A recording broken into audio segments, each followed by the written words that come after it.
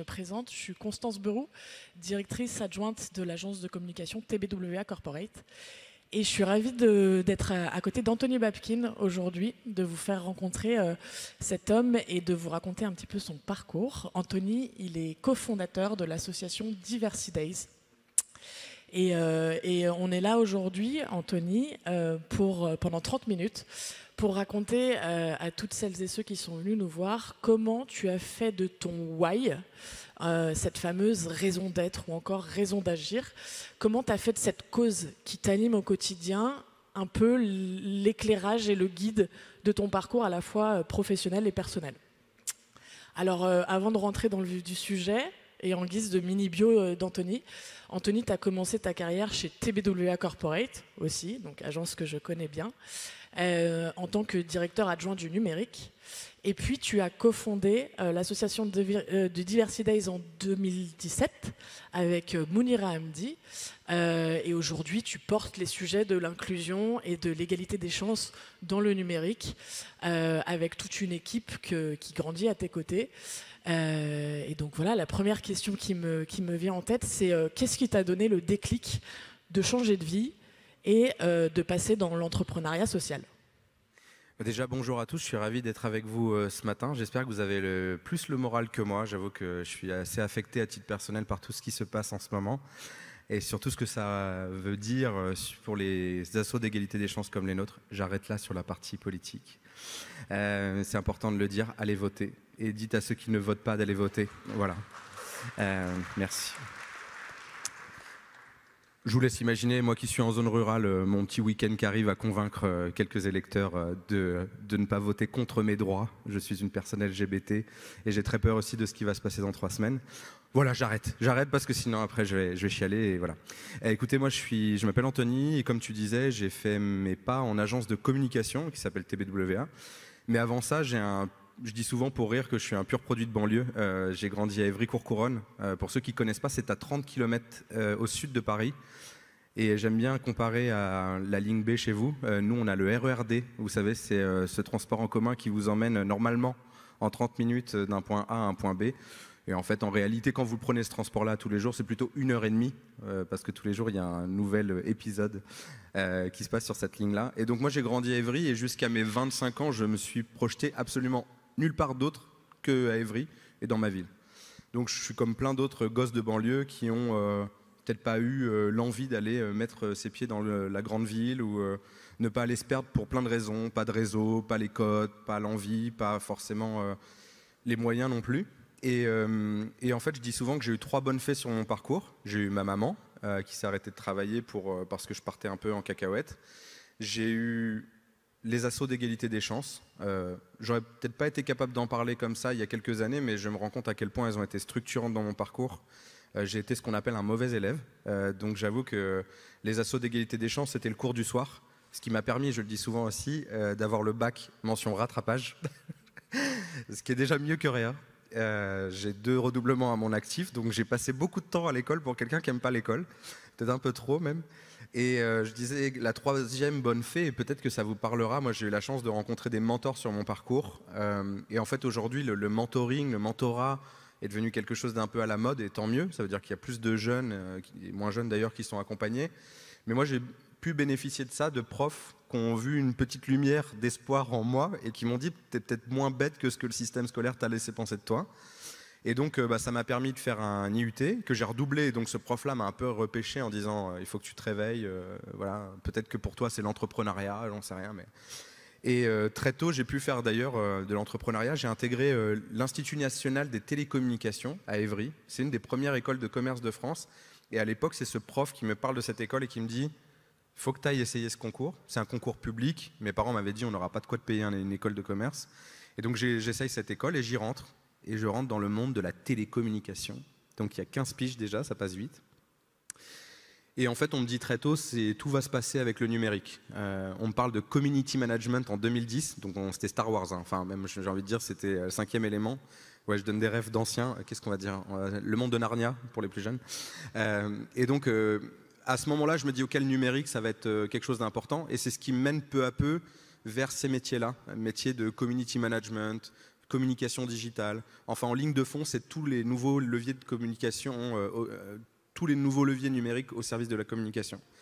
Et je dis souvent que j'ai eu, je ne sais pas si vous êtes familier avec le terme transclasse, je sais que c'est un terme qui est de plus en plus usité et popularisé, mais j'ai eu cette chance-là, je pense, d'avoir des parents qui n'ont pas le diplôme, qui ont espéré très très fort que j'en ai, et qui me permettent d'en avoir, qui me donnent les moyens d'en avoir. Et donc en fait, j'atterris peu à peu en agence, je passe les niveaux successifs, et j'arrive au niveau du dernier job, qui était directeur général adjoint en charge du numérique chez TBWA. Et écoute, la genèse, elle est là. C'est que j'ai 30 piges. J'ai le job que j'ai jamais imaginé, un salaire à 6 chiffres par an, donc un salaire de cadre dirigeant à peine 30 piges. Je ne sais même plus comment je peux réduire ma part d'impôt. Mes parents sont les pires conseillers pour me dire comment réduire mon empreinte fiscale.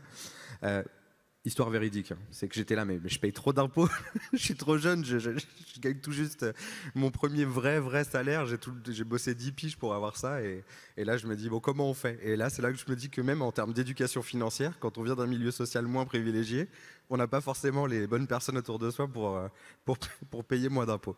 Donc si vous voulez qu'on parle de ça après, justement, j'ai monté une société, non je plaisante. J'ai pas l'impression de vous faire beaucoup rire, tout se passe bien pour le moment? Ok, je vous ai pas perdu, merci. Et donc, gros déclic, 2017, je suis au firmament de ma carrière, je gagne énormément de sous, je dors pas beaucoup, mais voilà, je suis très engagé, j'ai une équipe, et vient un espèce de désalignement personnel très très fort. Je dirais qu'il est né, en fait, je savais pas pourquoi, j'étais très en colère. Ça faisait 2-3 ans dans mon job que j'avais des espèces de pulsions en me disant, mais... Et j'en donne des très clairs, hein. Une de celles qui me vient souvent... Je me souviens d'un stagiaire qui était dans les couloirs de TBWA avec sa petite valise. Puis je le croise et puis je me dis, tiens, c'est qui lui? Puis je le vois avec sa petite valise, sa petite dégaine et tout. Je me dis, tiens, il doit pas rouler sur l'or. Et en miroir, je me dis, il vient d'où? Enfin, je sais pas. Je m'interroge sur ce garçon et je me dis, ça aurait peut-être pu être moi il y a quelques années. Et donc, je vais voir mon équipe et je dis, c'est qui ce... Il me dit, oh, c'est un stagiaire. Enfin, de toute façon, on va pas le prendre. Je dis, mais il vient d'où? Il vient de Marseille. Je dis, d'accord. Et donc, je dis, vous l'avez fait venir jusqu'à Boulogne-Billancourt pour un stage. Oui, mais en fait, il a dit qu'il pouvait... Je dis, mais vous ne savez pas s'il peut. En fait, il a juste vu une belle opportunité. Et pour moi, c'était ce type de miroir à chaque fois. C'était de se dire, mais comment ça se fait que mes équipes ne sont pas conscients de ce type de choses? Et en fait, j'ai pris conscience très vite que j'avais une équipe de clones. On m'avait toujours incité à prendre des profils plug and play. Ça parlera à l'écosystème startup, des gens qui vont très vite pouvoir être, on va dire, opérationnels. En 2-3 semaines, la personne connaît les clients, le job, les compétences, etc. Et c'est là que je sens un désalignement très fort entre d'où je viens, mes valeurs, mes convictions, mes croyances. J'ai grandi dans une France avec une diversité sociale, ethnique, culturelle très très forte. Je ne me prends pas pour ce que je ne suis pas, je suis un homme blanc, mais qui a grandi avec... longtemps, le maire de notre ville disait qu'on était une ville avec le plus grand nombre d'ethnies en France, donc j'ai grandi dans ça. Je suis le fruit de ça, et je suis fier de ça. Je suis heureux de ça, riche de ça. Et quand je suis arrivé dans le petit monde parisien, sacro-saint, agence de communication, j'ai perdu ça. J'ai perdu cette richesse-là. Et donc ce désalignement, il est venu, parce que souvent on me dit, tiens, t'as tout quitté pour monter une asso, t'es courageux. Mais je dis souvent que j'étais lâche parce qu'en fait je me sentais plus là où j'avais envie d'être et peut-être plus utile par rapport aux défis. Donc la jeunesse de cet asso Diversity Days, pour revenir à ta question, mais j'avais besoin de vous raconter d'où je viens et ce que j'ai fait avant pour que vous compreniez, parce qu'on parle du why, et on va en parler pendant encore une vingtaine de minutes. Et n'hésitez pas, si vous avez des questions, des interpellations, je les prends évidemment à la volée. Je pense que le why, c'est déjà quelque chose qui bouillonne intérieurement très très très très fort, et où en fait... ce que vous faites au quotidien n'a absolument plus de saveur. Et moi, à ce moment-là, je me levais et un jour, je ne me suis pas levé. Je me suis dit, mais j'ai pas envie. J'y allais à reculons, mais là, j'y allais plus, quoi. Je disais, les gars, je reste à distance aujourd'hui. Et je pense qu'en fait, on est nombreux à avoir cette petite flamme intérieure.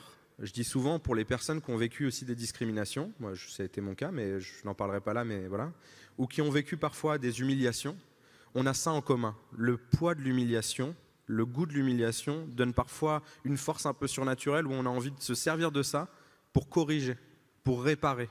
Donc moi, il y a une fille avec qui je travaille qui m'a dit la plus belle phrase de ma vie, qui m'a dit « Anto, toi, t'es le toi de l'époque ». Et donc, voilà, je pense que quand à un moment on change de faire un pas de côté et changer de parcours, changer de destinée, c'est parce que dedans ça résonne tellement, c'est tellement puissant qu'on n'a qu'une envie, c'est de faire autre chose. Donc j'espère que je ne vais pas trop provoquer Je suis sûre qu'il y a plein de gens qui bouillonnent ici présents, oui. et du coup c'est très inspirant. Du coup, cette flamme t'a amené à créer et à cofonder Diversity Days. Est-ce que tu peux nous en dire un peu plus sur l'association, nous résumer un peu ce que vous proposez en matière d'inclusion numérique? Donc je l'ai cofondé avec une copine de promotion qui s'appelle Mounira, une fille que j'ai tout fait pour l'éviter sur mon parcours, et elle aussi. Elle me regardait arriver à l'IUT avec mes lunettes Kanye West, je ne sais pas si vous vous souvenez, quand Kanye West n'était pas encore dans cet état de cancel, avec des lunettes rayées, donc je voyais rien, mais franchement j'avais un style de ouf. Et elle me regardait tellement bizarrement, moi aussi je la regardais bizarrement parce qu'elle me regardait bizarrement. Et en fait on s'est retrouvés tout à fait par hasard à l'INT et on a écrit notre mémoire ensemble, des livres ensemble, après des cycles de conférences. Et en fait on a fait le même constat de la tech, on s'est dit mais comment ça se fait que nous, jeunes communicants, dans le numérique, digital, etc., on a réussi à prendre notre place et que nos équivalents ne sont pas là. Et donc ce qui nous a en fait heurté et ce qui nous a le plus interpellé au départ, c'est de dire attention, les métiers de la tech vont être les métiers qui recrutent le plus et en fait il n'y a pas de diversité. Et j'aime bien dire les diversités avec un grand S. Diversité sociale, ethnique, culturelle, géographique, les questions de genre, d'orientation. Il y a énormément de gens qui ne se reconnaissent pas aujourd'hui dans ces métiers. Donc la raison d'être de l'association en 2017, c'est celle-ci. Et en 2024, c'est la même. Mais depuis, on a parcouru un peu de chemin. Et d'ailleurs, je revois des visages connus lyonnais et de ceux qui nous ont apporté leur aide. Donc merci pour ça. Notre obsession, c'est de se dire qu'il faut qu'on aille accompagner des entrepreneurs qui ne se sentent pas représentés ou pas capables de rentrer dans l'écosystème tech. Pour autant, ils ont les idées et le potentiel. Et la deuxième, c'est qu'on va aider des gens qui sont en reconversion professionnelle en leur donnant toutes les infos dont ils ont besoin pour se lancer. J'insiste sur ça parce que souvent, on ne se lance pas dans les métiers de la tech et du numérique parce qu'en fait, on se dit tout simplement « j'ai pas l'âge, j'ai pas le bon niveau de diplôme ». C'est les deux, aujourd'hui, critères d'auto-flagellation ou quelque part d'auto-limitation qu'on met. Alors, je dis souvent, le syndrome de l'imposteur, il tombe pas du ciel. Quand on se dit qu'on est trop vieux, c'est parce qu'on voit que des jeunes qui sont dans la tech. Quand on dit qu'on n'a pas le bon niveau de diplôme pour y aller, c'est parce que souvent, sur les offres d'emploi, on voit écrit Bac+5 obligatoire. Donc voilà, les critères d'autocensure sont aussi des critères qui sont bel et bien réels. Et on s'est dit comment on change ça. Donc on a créé des gros programmes d'accélération d'entrepreneurs et d'aide à la reconversion. Et je suis très fier, je dis rarement ce mot-là, mais je suis très fier parce qu'en l'espace de 4 ans, avec ce programme d'aide à la reconversion, on a accompagné 12 000 personnes et 40% d'entre eux ont repris la route des études. Donc c'est plus de 5 000 personnes qui ont repris la route de la formation grâce à l'ASSO, grâce à tout son écosystème de partenaires. Je peux en citer plein, la GFIP, France Travail, Google, AXA, H7, plein d'acteurs des territoires, la région aussi, la région, ce soit d'ailleurs PACA, Occitanie, ARA, enfin voilà. Donc j'ai conscience aujourd'hui que cette réussite-là, en termes d'impact, elle est le fruit du collectif. Je mange collectif, je me lève collectif, je me couche collectif. Enfin, je vous rassure, je dors tout seul, ou à deux, mais bon, voilà. On le sent, c'est une histoire d'équipe. Et tu l'as dit, aujourd'hui, c'est plus de 10 000 demandeurs d'emploi qui ont été accompagnés grâce à Diversity Days. Et aujourd'hui, c'est une référence en termes d'inclusion numérique. Est-ce que tu t'attendais à un tel succès? Comment ça s'est passé finalement? Moi, je fais très attention au mot succès. Parce que déjà, je vous le redis, on est dans un moment de fragilité. Nous, acteurs associatifs, on est très dépendants de la santé économique des entreprises et on est très liés aussi au financement public. Nous, ce n'est pas une très grande part, mais elle est importante quand même. Et j'ai très peur que nos assos ne soient plus à la mode. Parce qu'à partir de l'instant où on n'est plus à la mode, ça veut dire qu'il y a énormément de gens qui sont mis sur le carreau. Je dis pas que je ne me prends pas pour un sauveur, je fais ma part. Ça rend très humble de devenir associatif parce que le merci en retour ou le contentement, il est très faible. Sur nos frontons, il y a écrit entraide, bienveillance, solidarité à tous les étages. La promesse, elle est dure à tenir. Parce que parfois, les gens m'appellent à minuit en disant tiens, mon titre de séjour, il est mort, je viens de me faire virer ou je trouve pas mon alternance. Donc, on aimerait pouvoir aider absolument tout le monde. C'est pas le cas. On n'y arrive pas. Moi, j'ai beaucoup d'humilité par rapport à ça. J'aimerais faire 10 fois plus que ce que je fais aujourd'hui. Mais après, moi, je suis un petit mortel aussi. On est des simples petits mortels. Mais ce qui est sûr, c'est que ce succès-là, il est très... J'aimerais qu'il soit pérenne, mais en fait, il est très fragile. Et puis finalement, tu me le disais tout à l'heure, finalement ton succès serait de plus à avoir accompagné ces gens-là, parce que finalement que la diversité et l'inclusion dans le numérique soient réalisées par tous les grands de ce secteur-là. Et puis on a ce sujet de lutte contre les discriminations qui est profondément ancré aussi. Moi je passe énormément de temps aujourd'hui, un troisième programme qu'on a créé avec l'ASSO qui s'appelle Take Your Place, c'est de se dire comment on fait en sorte que l'écosystème tech change ses pratiques. On a un très très gros sujet aujourd'hui dans vos stratégies de recrutement, je parle aux start-upers qui sont avec nous aujourd'hui. Il faut faire le pas de côté, chers amis, c'est urgent. Si aujourd'hui des gens se sentent peut-être en marge de notre société ou se sentent en colère, c'est parce que si on leur a fait comprendre que le système actuel ne les concernait pas. Et donc l'écosystème start-up est né un peu tel un champignon, un peu au milieu des grandes villes comme ça. C'est étendu en termes de surface, que ce soit financière, de recrutement, et malheureusement n'a pas créé l'impact social ou environnemental espéré. Alors je comprends que sur les 10 premières années, on est là pour lever les freins, on est là pour lever les barrières, et on est là pour faire en sorte que l'entreprise devienne une licorne très rapidement ou une entreprise à taille nationale ou internationale. Mais ensuite, il y a un enjeu très très fort de dire comment ces acteurs du territoire-là recrutent des gens de leur territoire et font en sorte d'avoir des politiques de recrutement beaucoup plus inclusives. J'entends par là avoir des actions proactives où vous travaillez avec des associations d'égalité des chances. Alors peut-être que c'est une évidence pour certains d'entre vous et que vous le faites déjà. Je sais qu'il y a des boîtes très engagées, mais il y a aussi des boîtes pour lesquelles ça ne les concerne pas. Les premiers sons que j'entends, c'est souvent on n'a pas le temps. On cherche des gens qui sont déjà formés ou qui sont déjà expérimentés. On cherche à croître rapidement, donc c'est plus ce que tu nous proposes là, c'est plus un pain point qu'une solution. Mais en revanche, moi je dis à compétences égales, essayer d'aller chercher des recrutements différents. Ça veut dire travailler avec les écoles de la grande école du numérique, des écoles qui ont en tout cas une part d'inclusion très forte. Ça veut dire donner l'opportunité de la première expérience professionnelle. Je sais que c'est difficile, mais miser sur une petite pépite, quoi. On a tous normalement un peu de flair et dire tiens, lui il a faim, elle a faim. On va lui laisser sa chance, on va le ou la former pendant les 6 à 12 prochains mois, et puis on va en faire une fusée. Je pense que c'est une vraie difficulté par rapport à un profil égal en se disant, bon, ils ont le même âge, ils ont fait a priori à peu près les mêmes écoles, les mêmes formations, mais lui, il a déjà une expérience ici. Voilà, moi, à compétences égales, je prends des profils différents, que ce soit en situation de handicap, des personnes des quartiers, des zones rurales. Mon équipe, elle est à l'image de la France et j'aimerais beaucoup que la Startup Nation le soit aussi. Et tu parles justement de pépites. Parmi tous les projets que vous avez pu accompagner, est-ce qu'il y en a un qui t'a touché particulièrement? Il y en a plein, et il y en a plein.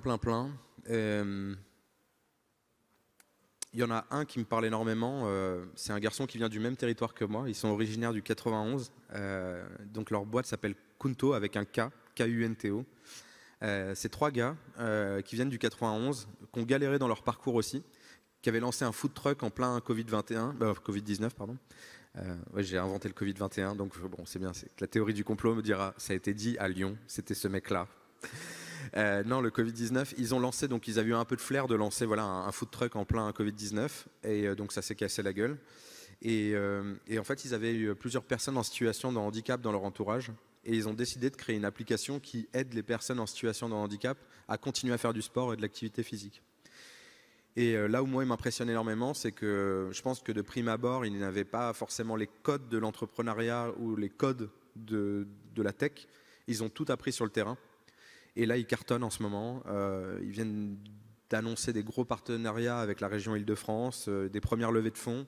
Ils ont été lauréats de beaucoup de choses, de l'Andy Trophy, de la région Île-de-France, du BPI France, de Talent des Cités. Ils ont tout raflé ces derniers temps. Et pour moi, ils sont la fierté de notre pays. En fait, je crois que il faut vous dire quand même que pour beaucoup de gens qui n'ont pas les parents, pas le réseau, etc., je dis souvent qu'on part avant la ligne de départ. Et quand je dis bien avant, c'est-à-dire que le temps qu'on arrive à la même ligne de départ que les autres, on est déjà essoufflé. Donc il faut du cardio, et ils font partie de ces gens qui ont du cardio, et moi qui m'impressionne parce qu'ils sont en train de tout rafler dans un écosystème où personne ne les attend. On pourrait dire, il y a plein de programmes aidés, et moi je suis très respectueux de ça, il y a le programme French Tech Tremplin qui est génial, je vous invite d'ailleurs à y postuler ou à regarder de plus près si à un moment vous êtes en train d'entreprendre. Mais voilà, aujourd'hui la levée de fonds, je vais prendre qu'un critère qui est celui des femmes. Les femmes, c'est à peine 13% des levées de fonds en Europe. Si vous êtes une personne de couleur, en particulier une personne noire, les chiffres européens nous montrent que c'est moins de 1% des levées de fonds. Donc il y a un vrai sujet aujourd'hui sur la levée de fonds en fonction de votre background, est-ce que vous êtes un homme, est-ce que vous avez une grande école sur votre parcours, encore mieux si vous avez fait Polytech ou HEC. Et c'est à nouveau pas pour caricaturer, c'est une réalité statistique. Donc je ne suis pas là pour contrarier ou vexer qui que ce soit ici. Mais donc ça questionne sur qui peut lever des fonds aujourd'hui en France. Et donc ils font partie de ces gens qui sont en train de déjouer les statistiques et j'aimerais qu'il soient tant d'autres et qu'ils soient, en tout cas moi mon rôle c'est de les aider à être une future licorne, donc je leur ouvre absolument tout mon réseau. À chaque fois ils me disent « Oh Frangin, merci pour les passes D », mais je dis « Non mais c'est normal, si toi demain t'es une licorne, c'est que déjà on a renvoyé un message public qui est très important ». Et pour le coup, tu as un gros réseau, mais juste avant d'aborder ce point, je sais que tu étais sur Vivatech il y a encore peu de temps. J'aimerais savoir si toi, tu sens une évolution des mentalités au sein des grands décideurs de la tech en termes d'inclusion numérique, et s'il y a une évolution, en fait, sur quel domaine en particulier ? Oui, je pense qu'il y a un réveil. Enfin, on se le dit quand même, il n'y a jamais eu autant de programmes d'empowerment pour les femmes. Il n'y a jamais eu autant de programmes dans les territoires grâce à French Tech Tremplin. Maintenant, le sujet, et pour nous tous, c'est le sourcing. Comment on trouve les gens qui participent à ces programmes. Et je pense que c'est pour ça que j'appelle au pas de côté. Je dis souvent, il n'y a pas pénurie de talent, il y a pénurie de bons recruteurs. Elle est un peu dure celle-là, désolé pour les recruteurs dans la salle. Mais c'est qu'en fait, je pense qu'aujourd'hui, pour beaucoup de boîtes, c'est très facile d'aller sur Welcome to the Jungle, poser son offre et le lendemain, on a plein de candidats. Et c'est beaucoup plus difficile de créer des partenariats de long terme avec des acteurs hors périph'. Enfin, il y a le périph' parisien, mais en fait, toutes les grandes villes ont leur ceinture, enfin, on va être clair. Donc comment on sort un tout petit peu des territoires donnés. Et moi je dis souvent comment on crée des partenariats de long terme avec des facs, avec des écoles, avec même des collèges, lycées, pour permettre le plus tôt possible d'acculturer à la tech les plus jeunes, les femmes, les moins concernés, pour que demain ils se disent peut-être que mon futur job il est là, qu'il envoie sa candidature sans se dire c'est pas pour nous. Parce qu'on va se redire quelque chose, et là je rentre sur un sujet des représentations. Ce sujet des représentations, il est super important. On dit souvent c'est de la com, etc. Parce que c'est vrai que quand on met une personne en situation de handicap sur le site, on se dit bon, est-ce que c'est de la com, est-ce que c'est de la marque employeur? Mais vous ne changerez jamais inconsciemment ce que veut dire pour un futur collaborateur le fait de rentrer dans les couloirs de la boîte et de jauger qui est dans le bureau. De jeter un petit coup d'œil et de se dire... Parce qu'en fonction de qui on est, si on se sent minorité à ce moment-là, on se dit... pas sûr d'avoir ma place ici. Et ça, ce sentiment-là, et je vous dirais la même chose si vous rentriez dans un vestiaire de femme ou si vous rentriez, je sais pas, dans un truc où il n'y a que des personnes en situation de handicap moteur en disant « Oh pardon, vous êtes peut-être que entre vous ». C'est humain. Et donc, si vous changez à un moment, que ce soit dans les invités de cet événement-là aujourd'hui, j'ai vu qu'il y avait Charlotte qui est une super solution aussi, Omni, je ne sais pas si vous allez la suivre, mais elle est top. Si vous donnez un peu de mal dans le sourcing, dans le fait d'aller chercher un peu des gens différents, la diversité, elle vient à vous. En fait, parce que vous regardez un moment sur LinkedIn qui compose la boîte, ou sur le site, ou sur etc. et vous dites, j'ai ma place. Et c'est pas une question consciente, c'est complètement inconscient. Je me vois, donc je suis, mais si je ne me vois pas, à aucun moment je vais me projeter. Comme dirait l'autre, je suis pas venu pour souffrir, quoi. Si je suis la seule personne en situation de handicap moteur, et que déjà c'est juste une galère pour passer l'entretien dans la boîte, quel intérêt j'ai à travailler là? D'ailleurs, la seule fille dont j'ai suivi vraiment le parcours de A à Z et qui était embauchée dans un grand groupe après, elle voyait très bien que la boîte n'était pas accessible. Elle a un très gros moteur, siège, etc., qui fait 200 kilos. Enfin, c'est pas un truc qu'on transporte en mode « il y a une petite marche, on va t'aider ». Non. S'il y a une petite marche, elle rentre pas. S'il n'y a pas de rampe, elle rentre pas. Elle a vécu sa pire expérience professionnelle. Elle m'a dit les chiottes c'était un local poubelle. De l'autre bout de la boîte, j'avais 15 minutes pour y aller. Elle m'a dit la moitié des réunions dans lesquelles on m'invitait, c'était pas possible. Donc voilà, se re-questionner sur on veut bien peut-être demain être inclusif, qu'est-ce que ça suppose en termes de remise en question? Formation au biais cognitif de vos équipes. Formation, super important. Je donne des conseils, j'y vais. C'était le why au départ et là je vous forme à la question de diversité et inclusion. La formation à vos équipes. Si vous ne connaissez pas, il existe la fresque de la diversité. C'est un superbe exercice, au même titre que la fresque du climat. Pendant 3 heures, ça vous permet de picouser vos équipes sur c'est quoi les biais cognitifs, c'est quoi les stéréotypes, etc. Autre exercice, faire intervenir des gens très différents. La Pride Month, c'est une superbe opportunité de parler des questions LGBT. Il y a plein de mois dans l'année où ouvrir le sujet en entreprise. Et puis après, c'est de nommer quelqu'un dans vos équipes qui va être en charge du sujet. Je ne vous dis pas que c'est un plein temps, hein. Je vous dis que c'est peut-être 20% du temps de quelqu'un qui va être dédié à se préoccuper de l'inclusion dans la boîte, mettre des choses en place. Parce qu'il n'y a rien de pire aussi que la machine à café. Vous savez que la machine à café est terrible, ce qu'on entend à la machine à café. La petite remarque. Tiens, il n'était pas un peu pédé, lui? Tiens, oh, elle met un voile, elle... Ah bon, c'est autorisé dans l'entreprise? Enfin, que des remarques que des gens n'ont pas envie d'entendre. Ces remarques, moi, je les ai entendues. Je peux vous dire que ça m'a complètement découragé de bosser dans cette entreprise. Et au final, je suis parti. Donc n'oubliez pas le poids, pardon, là je suis rentré pile dans mon sujet, mais après j'arrête et je vous laisse aussi les paroles aux questions sur peut-être les 5 minutes qui restent. N'oubliez jamais le poids des politiques de diversité et d'inclusion dans vos organisations et ce que ça veut dire pour ces gens qui ont envie de frapper à votre porte. Voilà. Merci beaucoup pour tous ces conseils. Je vais revenir un peu sur le why. On a perçu le Anthony en 2017. Le Anthony Babkin, aujourd'hui, il a clairement une grande aura et un grand leadership. Alors, pour ceux qui ne le savent pas, Anthony, il est top voice sur LinkedIn, suivi par plus de 30 000 personnes. Tu es aussi Obama Leaders, donc il fait partie de la fondation Obama, grâce à quoi tu as pu interviewer Obama lui-même, Elon Musk dans le cadre de Vivatech et j'en passe. Ma question, c'est que finalement tout ce succès-là, alors Diversity Days, mais aussi ce succès personnel de ta propre aura, quelle est la facette de ta raison d'être que ça va souligner finalement, que ça va éclairer? Déjà, ça me met assez mal à l'aise que tu cites tout ça. En fait, Obama nous a dit quelque chose lorsque j'ai eu cette chance de le rencontrer avec les fellows de la Obama Foundation, donc les gens qui ont été sélectionnés en Europe dans le programme d'accélération on va dire des entrepreneurs sociaux. Il a dit en fait, vous êtes des leaders et vous avez une responsabilité. Parce qu'un leader, c'est quelqu'un qui aide les autres à être meilleurs. Et là, on se prend quand même une grosse baffe. Parce que le mot leader en France, c'est quand même un gros mot. C'est très responsabilisant, on a l'impression d'être presque égotique. Alors qu'en fait, leader, c'est une responsabilité. Ça veut dire que tout ce que je vous dis aujourd'hui engage toutes les personnes qui me font confiance aujourd'hui et que j'aide. Ou que j'aide grâce à l'association. Et donc, j'ai le sentiment que cette dimension de leader est complètement effacée en France. Je rêverais qu'on ait des cours de leadership dès le plus jeune âge pour nos enfants, pour qu'ils apprennent à se dire qu'ils ont des responsabilités, à parler en public. Ça commence tout juste, hein, il me semble. Mais ça nous ferait du bien, parce que je vois le nombre et en particulier de jeunes femmes qui doutent de leurs compétences parce qu'on ne leur a pas assez dit, assez tôt, qu'elles étaient capables, qu'il fallait qu'elles ne doutent à aucun moment de leur place dans notre société ou même dans la tech. Donc pour moi tout ça c'est une responsabilité et je le dis d'autant plus facilement qu'en tant qu'asso d'égalité des chances on est tellement dépendant des entreprises que le fait d'avoir ce réseau là aujourd'hui m'aide à ouvrir d'autres portes et à faire grandir le mouvement associatif et à aider plus de gens. Donc c'est une espèce de quête perpétuelle de chercher de nouveaux parrains, marraines, sponsors qui nous permettent à juste faire plus. Voilà. Trop bien. J'ai 2 dernières questions et après je pense que la plupart des gens viendront te rencontrer sur le hit pour te proposer. Tu veux pas qu'on prenne les 3 minutes qui restent pour que comme tu des veux. questions? Non, je sais pas, qu'est-ce que vous en pensez? Est-ce que vous avez des questions? Si vous n'avez pas de questions, à la limite. Ouais, je sais que la première c'est je sais pas trop. Ok, il n'y a pas de questions pour le moment. On continue. Moi j'en ai 2. Déjà la première c'est quel conseil donnerais-tu aux jeunes justement qui sont issus de la diversité, qui aspirent à travailler dans le secteur du numérique et de la tech aujourd'hui?